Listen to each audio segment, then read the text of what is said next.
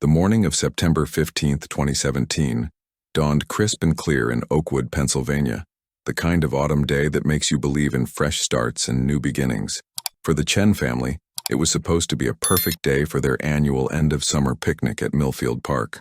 Dr. Sarah Chen, a pediatrician at Oakwood General Hospital, had been looking forward to this outing for weeks. Her husband Michael, a software engineer who often worked late hours, rarely took full weekends off. Their 8-year-old son Timothy was practically bouncing with excitement as they packed sandwiches, fresh fruit, and his favorite chocolate chip cookies into their blue cooler. Timothy was the kind of child who made adults smile without trying. Curious about everything, he collected interesting rocks, could identify at least 20 different bird calls, and had recently become fascinated with maps and geography. His backpack, a bright red one with reflective strips that his grandmother had bought him for school, was always filled with his treasures: smooth stones, interesting leaves, and a notebook where he drew maps of everywhere he'd been. Millfield Park sat on the edge of Oakwood, where the town's neat suburban streets gave way to the vast Pennsylvania wilderness.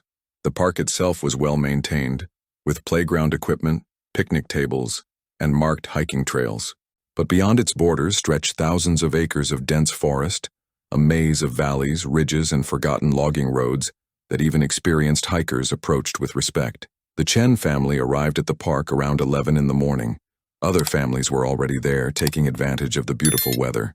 Children's laughter echoed across the open field as parents set up their picnic spreads and unpacked lawn chairs. Timothy immediately spotted his friend Jake Morrison from school and ran over to say hello. Sarah and Michael found a perfect spot under a large oak tree, its leaves just beginning to turn golden. They spread out their checkered blanket and began unpacking lunch. Timothy bounced between helping his parents and playing with Jake and a few other children who had gathered near the playground. Around 1 o'clock, after everyone had eaten their fill, Michael suggested they take a walk on one of the park's nature trails. Timothy's eyes lit up at the suggestion. He loved exploring, and the well-marked Trail Ridge path was one of his favorites. It was an easy 15-minute loop that offered beautiful views of the surrounding forest without being challenging or dangerous. Timothy ran to get his backpack, always wanting to bring it along in case he found something interesting to add to his collection. Sarah watched him sling it over his small shoulders and felt that warm glow of parental pride. Her son was growing up to be such a thoughtful, curious little person. The family began their walk together, but Timothy's energy and excitement soon had him bounding ahead on the clearly marked trail. The path was wide and well-maintained, with wooden posts every few hundred feet to keep hikers on track. Timothy would run ahead, examine something that caught his attention, then wait for his parents to catch up before racing ahead again. About 10 minutes into their walk, Timothy spotted something off the main trail that fascinated him.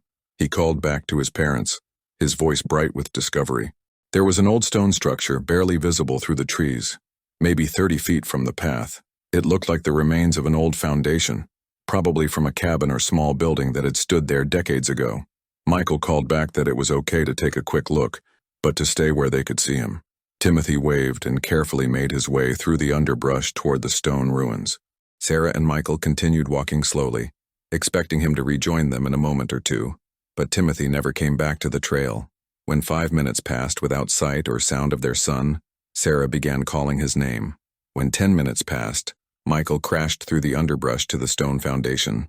Timothy's footprints were clearly visible in the soft earth around the ruins, but there was no sign of the boy himself. What followed were the longest, most terrifying hours of the Chen family's lives.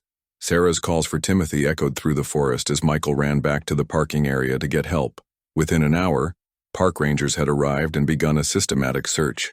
By evening, dozens of volunteers had joined law enforcement officers, search and rescue teams, and tracking dogs in scouring every inch of the park and the surrounding wilderness. The search for Timothy Chen became one of the largest missing person operations in the county's history. Helicopters with thermal imaging cameras flew grid patterns over the forest. Teams of searchers walked arm in arm through the underbrush, calling Timothy's name until their voices gave out. Local businesses closed early so employees could join the search. The community kitchen at Oakwood Methodist Church stayed open around the clock, providing food and coffee for the hundreds of volunteers who refused to give up. Detective Maria Rodriguez, a 20-year veteran of the Pennsylvania State Police, took charge of the investigation. She had worked missing person cases before, but something about Timothy's disappearance felt different from the start. The boy had simply vanished without a trace in broad daylight, in a relatively small area, with hundreds of people nearby. Every inch of Millfield Park was searched multiple times. The stone foundation where Timothy had last been seen was examined by forensic specialists.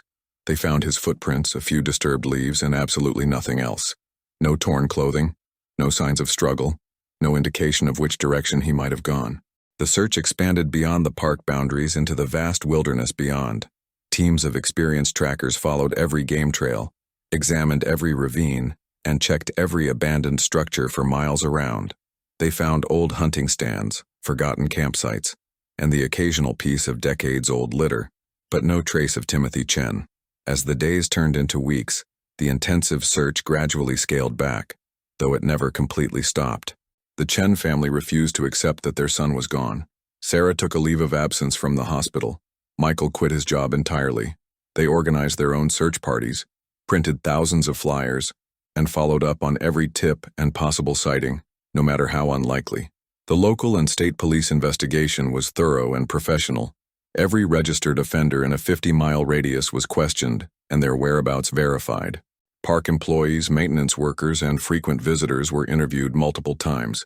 Security cameras from businesses along the roads leading to the park were examined frame by frame. Not a single piece of evidence emerged to explain what had happened to Timothy. As autumn turned to winter and winter to spring, the case gradually faded from the daily news. But in Oakwood, Timothy Chen was never forgotten. His photograph remained posted in every business window. The anniversary of his disappearance became an unofficial day of remembrance, when the community would gather at Millfield Park to release balloons and renew their promise never to stop looking. The impact of Timothy's disappearance rippled through every aspect of life in Oakwood. Parents began walking their children to school instead of letting them ride bikes. Playground supervision increased dramatically.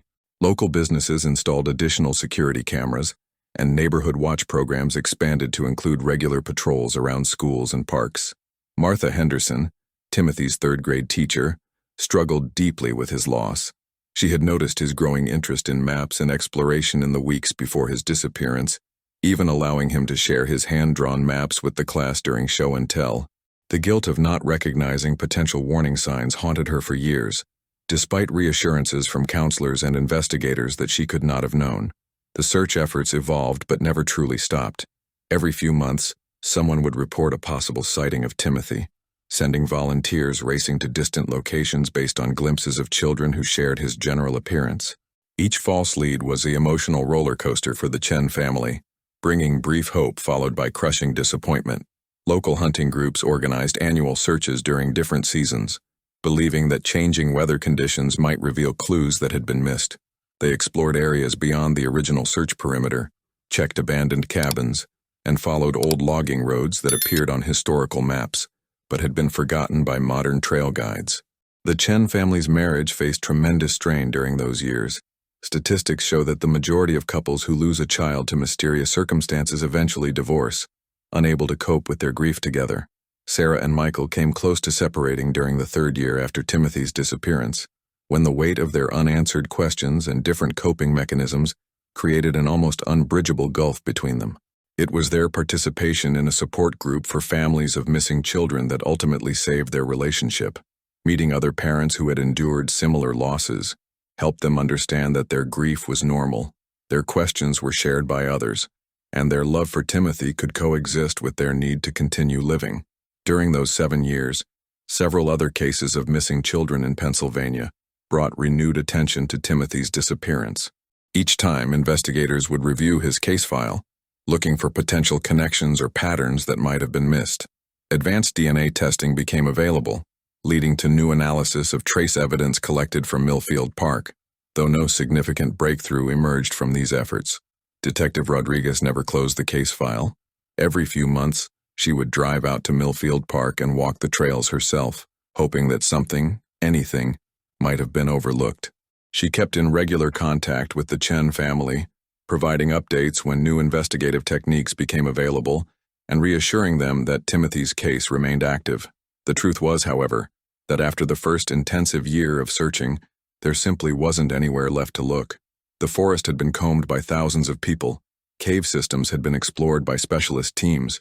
Even old mine shafts and abandoned wells had been examined. Timothy Chen had vanished as completely as if he had never existed.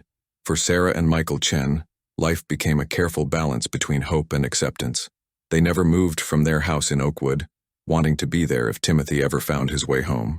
They attended grief counseling and slowly, painfully, began to rebuild their lives while never giving up the belief that someday they would know what happened to their son. The community rallied around the Chen family in the way that small towns do. Neighbors brought meals for months. Local businesses donated to a reward fund. The elementary school planted a memorial garden where Timothy's classmates could remember their friend. But as the years passed, the acute pain of the tragedy evolved into a quiet sadness that became part of Oakwood's identity. Dr.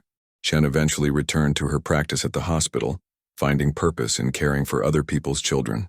Michael started a new career in nonprofit work, organizing safety programs for families. They spoke at school assemblies about outdoor safety and staying close to parents during family outings. In their own way, they transformed their grief into something that might protect other families from experiencing their loss. 7 years after Timothy's disappearance, on a cold morning in March 2024, 3 college students from Penn State were hiking in the Rothrock State Forest, about 12 miles northeast of Millfield Park. Jessica Martinez, David Kim, and Alex Thompson were part of the university's outdoor recreation club, spending their spring break exploring Pennsylvania's wilderness areas. They had been hiking for about 2 hours, following an unofficial trail that wound through some of the most remote areas of the forest. The terrain was challenging, with steep ridges and deep ravines that required careful navigation. This was serious wilderness, the kind of place where even experienced hikers could get lost if they weren't careful. Jessica was the first to spot something unusual. A flash of red among the brown and gray of the forest floor caught her eye. At first she thought it might be a piece of litter, but as they got closer it became clear that they had found something much more significant. Partially buried under years of fallen leaves and debris was a small backpack. It was weathered and faded, but the reflective strips were still visible, and there was something heartbreakingly familiar about its size and shape. David carefully brushed away the accumulated debris, while Alex took photos with his phone. When they were able to read the name tag sewn into the backpack's fabric, all 3 students felt a chill that had nothing to do with the cold mountain air. In faded but still legible letters, they could make out, Timothy Chen, Grade 3, Oakwood Elementary. Jessica immediately called 911 on her satellite communicator. The dispatcher initially seemed confused by the report, but when Jessica explained what they had found and where, the tone of the conversation changed completely. Within hours, state police helicopters were flying investigators to the remote location, and by evening, a full forensic team was carefully examining the area where Timothy's backpack had been discovered. Detective Rodriguez, now nearing retirement but still carrying Timothy's case in her heart, was among the first investigators to reach the site. She stood looking at the small red backpack, feeling a mixture of vindication and profound sadness. After 7 years, they finally had something concrete. A real piece of evidence that might provide answers to the Chen family's endless questions. But the location of the discovery raised as many questions as it answered. The spot where the hikers found the backpack was incredibly remote, accessed only by unmarked trails that would challenge even experienced outdoorsmen. It was miles from Millfield Park, across difficult terrain that would be nearly impossible for an 8-year-old child to navigate alone. More puzzling still was the condition of the backpack itself. While it was obviously weathered from years of exposure to the elements, it wasn't damaged in the way you would expect if it had been dragged through the forest by animals or washed down ravines by seasonal flooding. It appeared to have been placed where it was found, then left undisturbed for years. The forensic team carefully opened the backpack's main compartment, not knowing what they might find inside.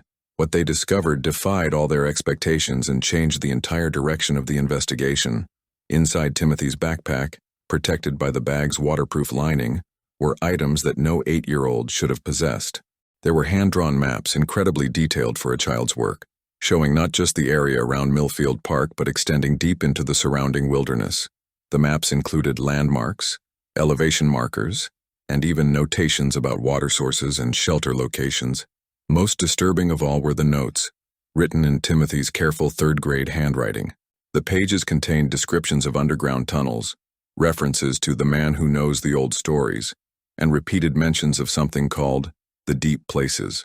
One page contained a crude but recognizable drawing of the stone foundation where Timothy had last been seen, along with what appeared to be an entrance to some kind of underground space.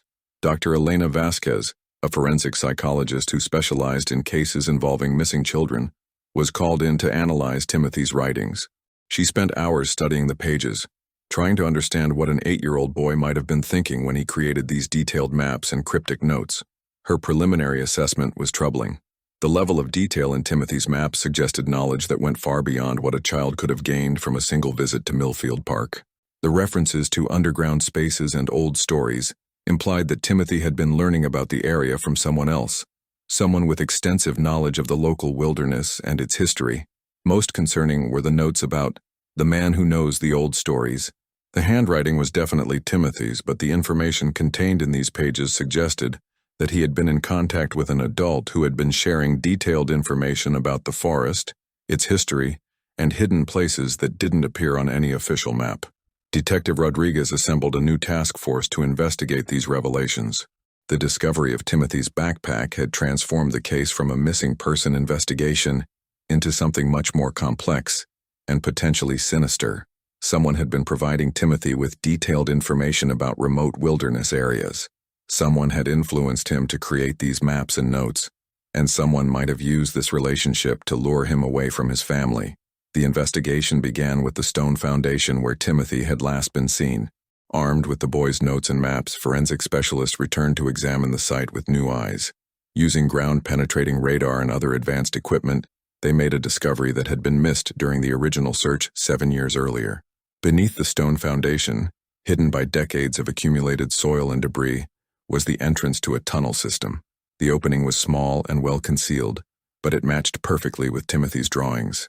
Someone with extensive knowledge of the area's history would have known about these tunnels, but they weren't marked on any modern map or mentioned in any official record. Further investigation revealed that the tunnel system was part of a network of underground passages that had been created in the late 1800s. They had originally been dug by miners searching for coal and later used by bootleggers during Prohibition.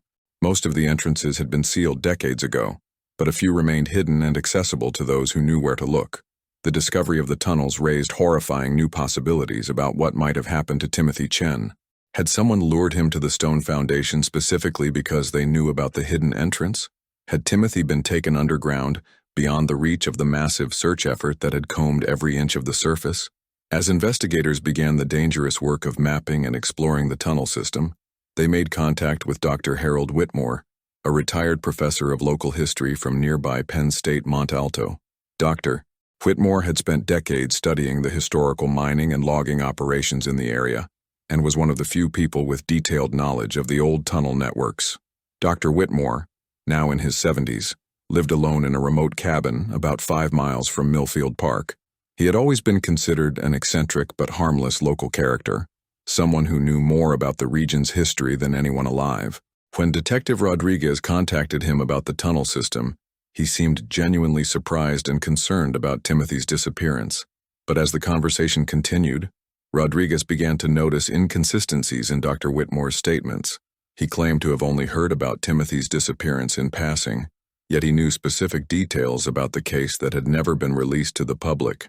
He said he rarely left his cabin and had no contact with local families, yet he seemed to know quite a bit about Timothy's interests in maps and exploration.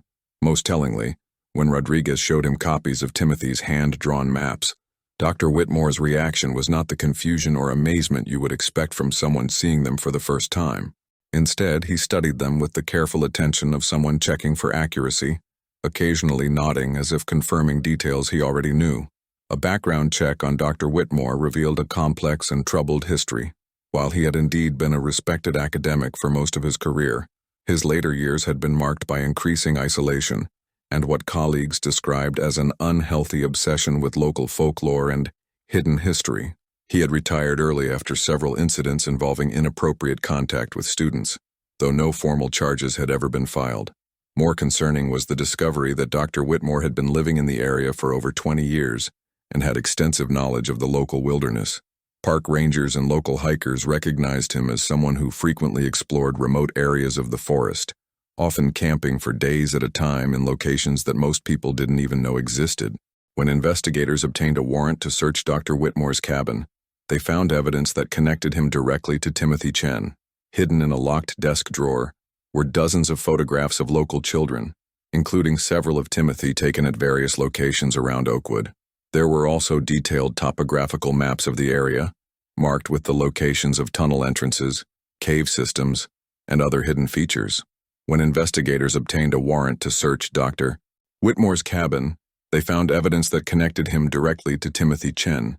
Hidden in a locked desk drawer were dozens of photographs of local children, including several of Timothy taken at various locations around Oakwood.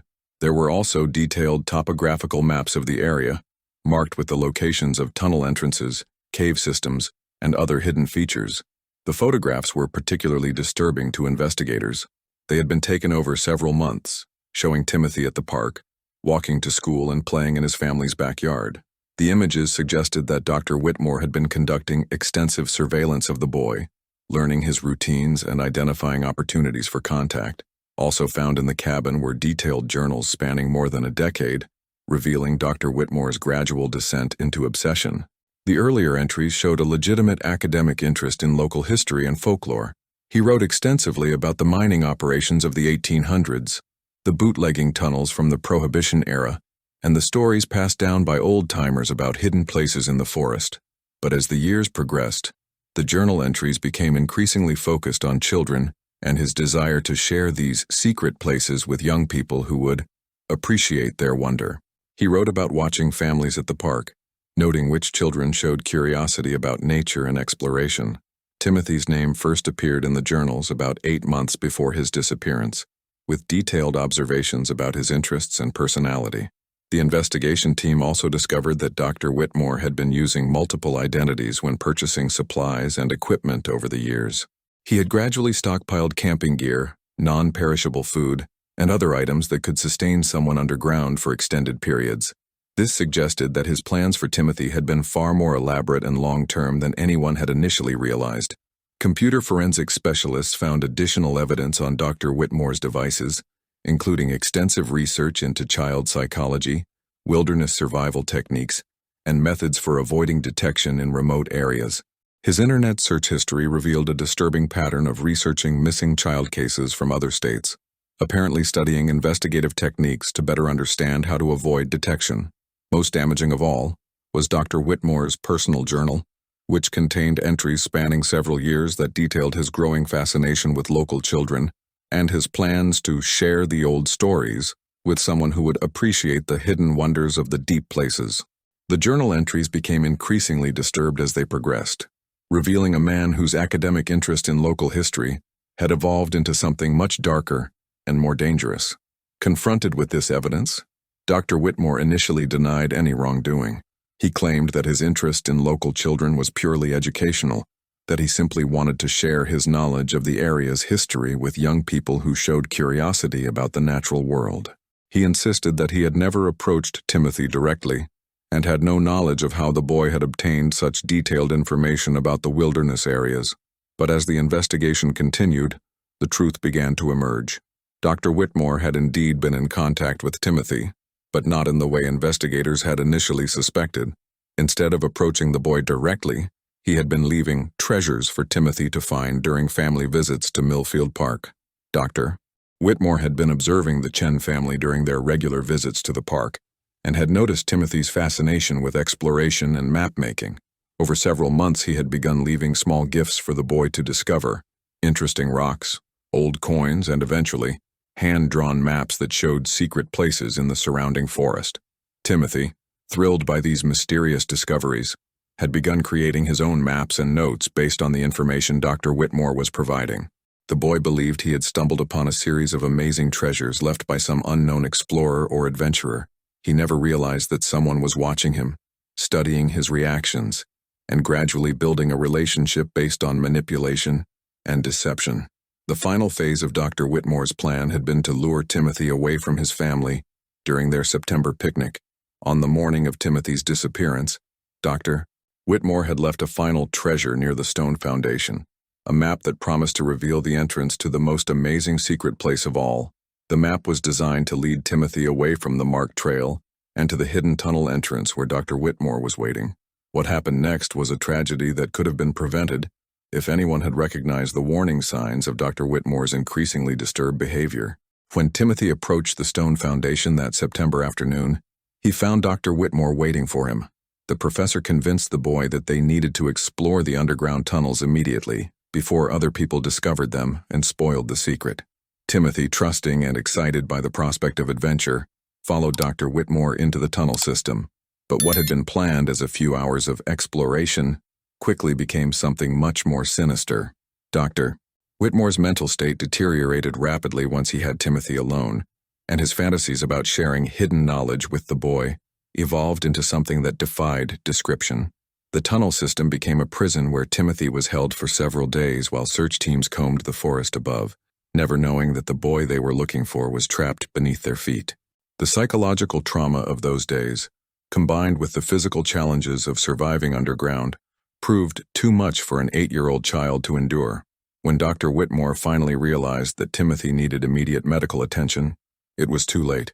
The boy passed away in the tunnels far from his family in circumstances that no child should ever experience. Dr.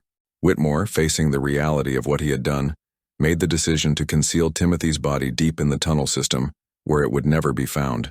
Over the following months, guilt and paranoia consumed Dr. Whitmore's remaining sanity. He became convinced that Timothy's backpack, which he had kept as some kind of twisted memento, would eventually lead investigators to him. In a moment of panic, he decided to dispose of it in the most remote location he could reach, hiking deep into the Rothrock State Forest to bury it where he believed it would never be discovered. But Dr. Whitmore's knowledge of the wilderness, while extensive, wasn't perfect. The location where he buried Timothy's backpack was in an area frequented by Penn State's Outdoor Recreation Club.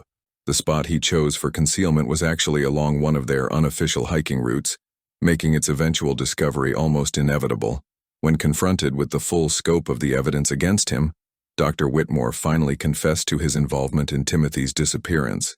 His account of events was rambling and often incoherent, filtered through years of guilt and mental deterioration, but it provided enough detail for investigators to understand what had happened to Timothy Chen.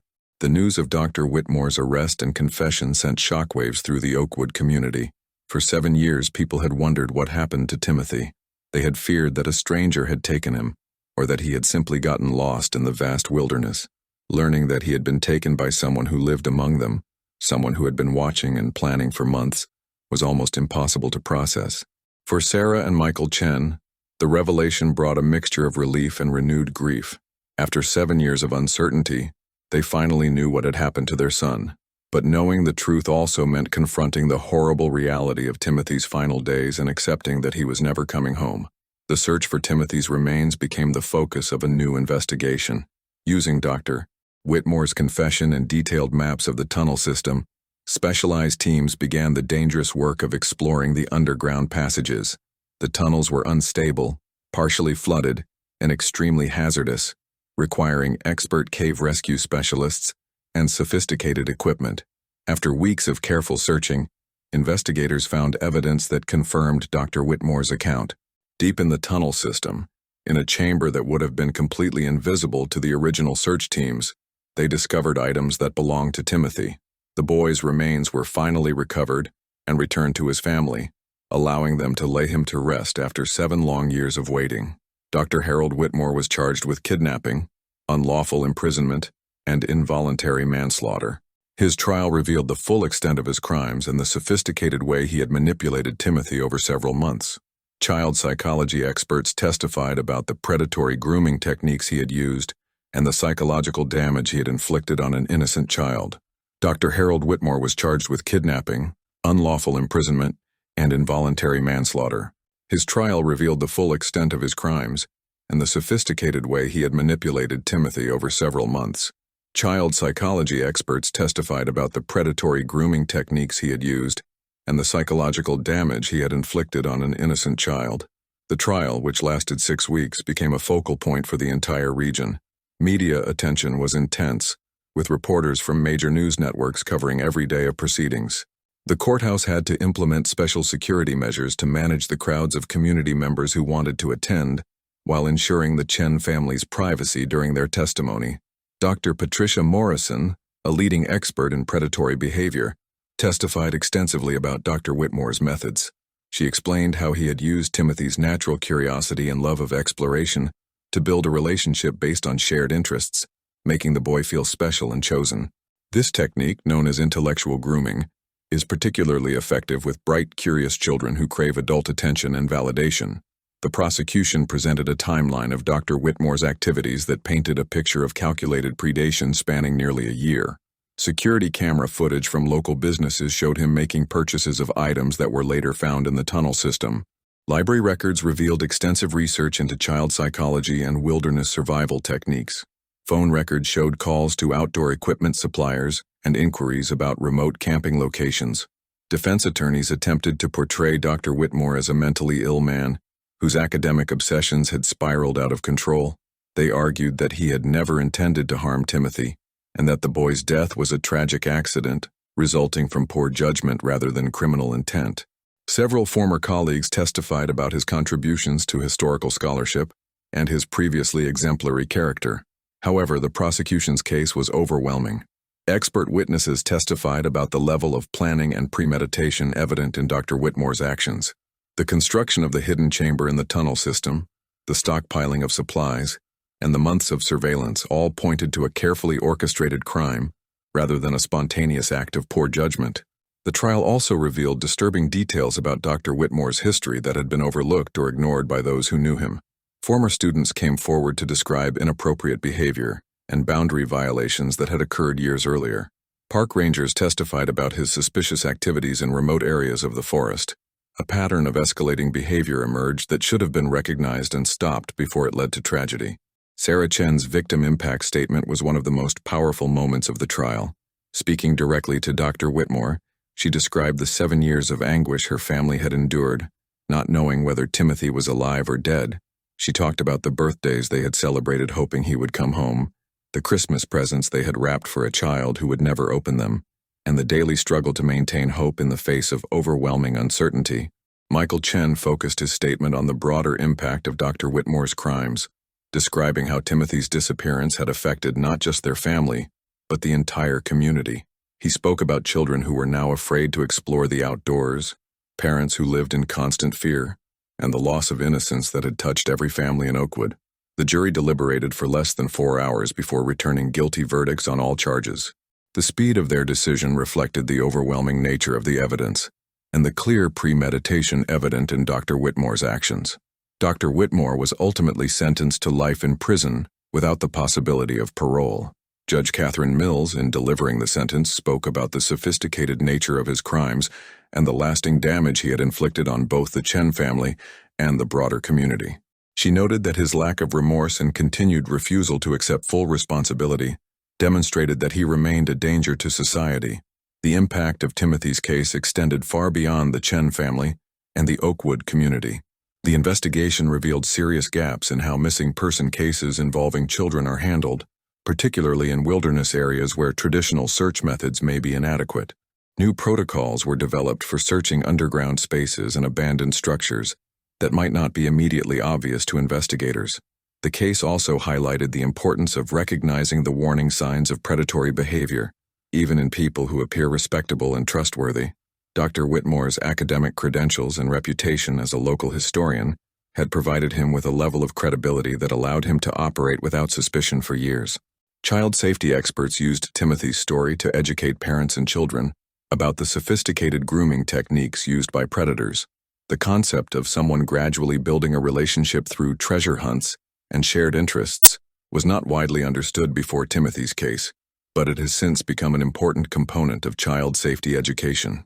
Millfield Park underwent significant changes following the resolution of Timothy's case. The tunnel entrance near the stone foundation was permanently sealed, and new safety measures were implemented throughout the park. Warning signs were posted about staying on marked trails, and park rangers began conducting more frequent patrols of remote areas. A memorial garden was created near the park's main entrance, featuring a bronze plaque dedicated to Timothy's memory and a commitment to child safety. The garden includes Timothy's favorite flowers and a collection of the smooth stones he loved to gather during his explorations. It serves as both a tribute to a life cut tragically short and a reminder of the importance of vigilance in protecting children. For Sarah and Michael Chen, the resolution of their son's case brought a form of closure that allowed them to begin a new phase of their healing journey. They established the Timothy Chen Foundation, dedicated to improving search and rescue capabilities for missing children and supporting families dealing with similar tragedies. The foundation works closely with law enforcement agencies to develop new search techniques and technologies. They fund training programs for volunteer search teams and support research into improved methods for locating missing persons in wilderness areas. Their work has already contributed to successful searches that might otherwise have ended in tragedy. Dr. Chen returned to her practice with a renewed commitment to child advocacy, often speaking at conferences about recognizing signs of abuse and exploitation. Michael became a full-time advocate for child safety, working with schools and community organizations to implement prevention programs based on the lessons learned from Timothy's case. The Chen family's transformation of their grief into positive action has inspired others who have faced similar losses. Their foundation has become a resource for families dealing with missing children, providing both practical support and emotional guidance from people who understand the unique challenges of such situations. Detective Rodriguez, who retired shortly after Dr. Whitmore's conviction, continued to work part-time as a consultant on cold cases involving missing children. Timothy's case had defined the final years of her career, and she remained committed to using the lessons learned from the investigation to help solve other cases that had gone unsolved for years. The broader law enforcement community has studied Timothy's case extensively, using it as a training example for investigators working missing person cases. The importance of considering all possibilities, including underground spaces and concealed areas, is now emphasized in academy training programs. The case has also highlighted the value of advanced forensic techniques and the importance of preserving evidence even in cases that appear hopeless. Law enforcement agencies across Pennsylvania and neighboring states have revised their search protocols based on lessons learned from Timothy's case. New equipment for underground exploration has been purchased by search and rescue teams. Training programs now include modules on recognizing signs of predatory grooming and understanding the sophisticated techniques used by offenders to build relationships with potential victims. The National Center for Missing and Exploited Children has incorporated Timothy's case into their training materials for law enforcement officers and volunteers. The case study is used to illustrate how predators can operate within communities for extended periods without detection, and how important it is to investigate all adults who have regular contact with children, regardless of their reputation or social standing. Dr. Jennifer Walsh, a criminologist who has studied the case extensively, has published several papers on the grooming techniques used by Dr. Whitmore. Her research has helped law enforcement agencies develop better screening procedures for adults who work with children in educational, recreational, and volunteer capacities. The impact on child safety education has been equally significant. The National Center for Missing and Exploited Children has developed new educational materials specifically addressing the type of grooming tactics used in Timothy's case. These materials help parents and children understand that predators often appear trustworthy and may use legitimate-seeming activities to build relationships with potential victims. School districts across the country have updated their safety curricula to include information about intellectual grooming and the importance of children reporting any adult who shows unusual interest in their hobbies or activities. Teachers are now trained to recognize signs that a child may be receiving inappropriate attention from an adult outside the school environment. The Timothy Chen Foundation has grown beyond its original mission of supporting search and rescue efforts. The foundation now provides grants for research into child safety technology, supports training programs for law enforcement officers, and offers resources for families dealing with missing children cases. Their annual conference brings together experts from around the world to share knowledge and develop new strategies for protecting children. One of the foundation's most successful programs is the Timothy's Trail initiative, which helps communities develop safer outdoor recreation areas for families. The program provides funding for improved lighting, better trail markers, emergency communication systems, and regular safety patrols in parks and recreational areas. 7 years after Timothy's disappearance, and 3 years after the resolution of his case, Oakwood has found a way to remember without being defined by tragedy. The annual Remembrance Gathering at Millfield Park has evolved into a celebration of child safety and community vigilance. Families come together to share information about keeping children safe while still allowing them to explore and learn about the natural world. The community has also established the Oakwood Child Safety Council, which works with local law enforcement, schools, and community organizations to maintain awareness of potential threats, while avoiding the kind of paranoia that can damage children's development. The council organizes regular safety workshops, maintains a community alert system, and provides resources for parents who have concerns about their children's safety. Local schools now include comprehensive safety education in their curricula, teaching children about appropriate boundaries with adults and the importance of telling trusted adults about any unusual interactions. These programs emphasize that most adults are good people who want to help children, but that predators often appear trustworthy and may use sophisticated techniques to build relationships with potential victims. The story of Timothy Chen serves as a reminder that evil can hide behind the most respectable facades, but it also demonstrates the power of community, persistence, and the refusal to give up hope. While Timothy never came home to his family, the search for truth and justice in his case has protected other children and provided valuable lessons that continue to save lives. Perhaps most importantly, Timothy's story illustrates the enduring power of love and memory. Though his life was cut tragically short, his legacy lives on through the foundation that bears his name, the safety programs inspired by his case, and the ongoing commitment of his family and community to protect other children from similar harm. In the end, Timothy Chen's greatest gift to the world may be the awareness his story has created about the sophisticated techniques used by those who would harm children. His memory serves as both a warning and a call to action, reminding us all that the safety of our children requires constant vigilance, community cooperation, and the courage to act when something doesn't seem right. The boy who loved maps and exploration has left behind a different kind of map, one that guides us toward better protection of the children in our care, and shows us that even in the darkest circumstances, love and determination can lead to truth and healing. Today, visitors to Millfield Park can still see the memorial garden created in Timothy's honor, with its bronze plaque that reads simply, "In memory of Timothy Chen, whose curiosity and joy remind us to protect the innocence of childhood." The garden stands as a testament to a life that, though brief, continues to make a difference in the world through the love and advocacy of those who refuse to let his story be forgotten.